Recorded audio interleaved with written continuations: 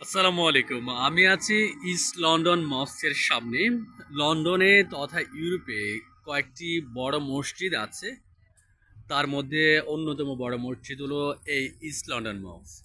ইউরোপে মসজিদের থেকে আজানের সুমধুর ধ্বনি শোনা অনেক দুঃসাধ্য ব্যাপার, অনেক দুর্লভ জিনিস।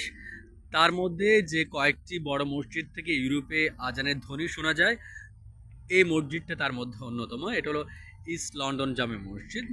এই এলাকাটা আসলে মুসলিম অধ্যুষিত, বাঙালি অধ্যুষিত। এখানে প্রচুর বাঙালি থাকেন। সো পৃথিবীতে অনেক জায়গা যে পৃথিবীর শ্রেষ্ঠতম সুর আজানের ধ্বনি শোনা যায়, তার মধ্যে এই মসজিদটি অন্যতম।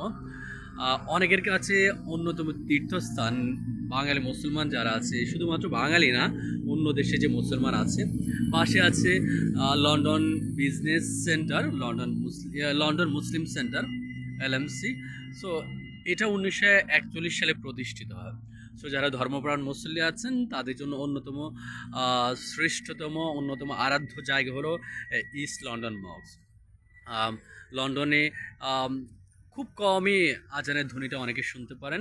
সো যারা এখানে বসবাস করেন, এখানে কাজ করেন বা এই এলাকায় আসেন, তাদের জন্য আসলে অন্যতম শ্রেষ্ঠতম জায়গা ইস্ট লন্ডন জামে মসজিদ। আমি দু একবার নামাজ পড়েছি এখানে। প্রতি নামাজের ওয়াক্তে 2-3টা জানাজা থাকে। সো এটা অনেকের জন্য সৌভাগ্য যে মানুষের জানাজায় অংশগ্রহণ করা।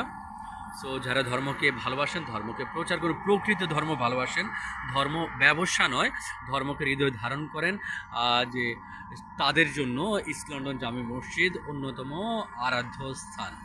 সো লন্ডনে, ইস্ট লন্ডন থেকে আজকের মতো এখানে বিদায় নিচ্ছি। লন্ডনের পথে আপনারা সকলে ভালো থাকুন, সুস্থ থাকুন। আল্লাহ হাফেজ। আসসালামু আলাইকুম।